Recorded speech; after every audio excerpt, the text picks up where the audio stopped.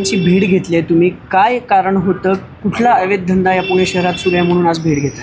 काय झालं आहे, पुणे शहर हे आता माफियांचं शहर म्हणून ओळखलं जायला लागलं आहे. पण ह्याच्यामध्येच आज जेव्हा हे प्रकार घडत आहेत की विषारी दारूमुळे जे बळी गेलेले आहेत, आज पुण्यामध्ये गुटखा माफिया ही एक माफिया मोठ्या प्रमाणावरती कार्यरत आहे.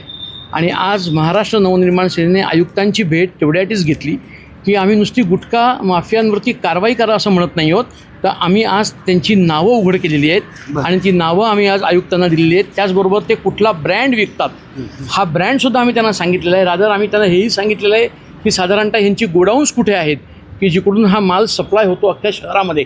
आयुक्तांनाही आम्ही त्यांना सांगितले. ती सगळी नावं 14 नावं जी आहेत ती 14च्या 14 नावं आम्ही त्यांच्याकडे दिलेली आहेत. याबाबतचं एक पत्र आम्ही कालच तुकाराम मुंडे साहेबांकडे पाठवलेलं आहे कारवाईसाठी. आणि एकंदरीत तुम्ही जर बघत असाल तर ही जी माफिया आहे, ही माफियाच्या ह्या सगळ्यांवरती ऑलरेडी 8-8, 10-10 गुन्हे आहेत.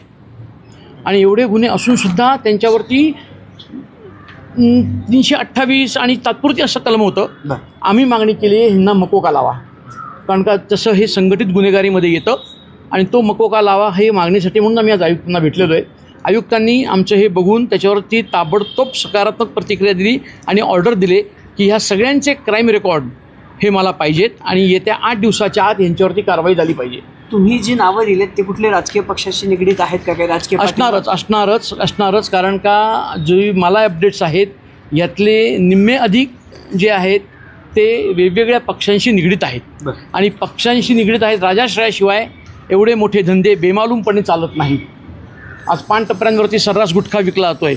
जर राज्यामध्ये गुटखा बंदी आहे तर तो विकला कसा जातो आहे? आणि जर आम्ही तुम्हाला आता सांगतो आहे की कोण करतं आहे, कोण आहेत सप्लायर आणि त्यांचे साठे, आत्तापर्यंत तुम्हाला माहीत नव्हतं का? तर माहिती असणार, पण याला राजाश्रय होता आणि तो राजाश्रय असल्यामुळे ते चालू आहे. त्याच्यामुळे सत्ताधारी आणि विरोधकातले काही हे याच्या मागे नक्की आहेत. हे सगळे जे आहेत गोडाऊन्स वगैरे आणि जे विकणारे आहेत हे सगळे पुण्यातलेच आहेत? हो, पुण्यातलेच. काही गोडाऊन्स हे जे आहेत हे पुण्यामध्ये आहेत, काही पिंपरी चिंचवडमध्ये आहेत.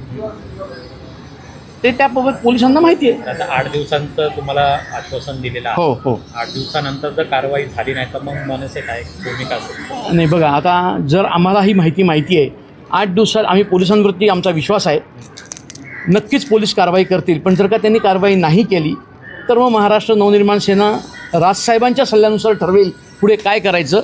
नाही तर मग आम्ही ते जे माफिया आहेत त्यांना पकडू आणि यांच्याकडे येऊ. आयुक्तांनी काय आदेश दिलेत नेमके? आयुक्तांनी सांगितलं जी नावं दिलेली आहेत या सगळ्यांचा क्राईम रेकॉर्ड हा मला ताबडतोब पाहिजे आणि सगळ्यांचा क्राईम रेकॉर्ड काढून ह्या सगळ्यांवरती कारवाई करायची. पण तुम्ही जी नावं दिलेत त्याचे काही पुरावे दिलेत का तुम्ही आयुक्तांना? फोटो किंवा असे काही पुरावे दिलेत का आयुक्तांना? याची गरज नाही, कारण का हे वेल नोन आहेत सगळे.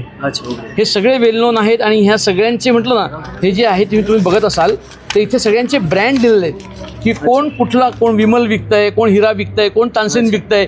तो प्रत्येकाच्या नावापुढे कुठला माल तो सप्लाय करतोय हे पण एवढ्या डिटेल दिलेले आहेत. एवढ्या डिटेल्स मला असं वाटतं सफिशियंट आहेत पोलीस डिपार्टमेंटला. ठीक आहे.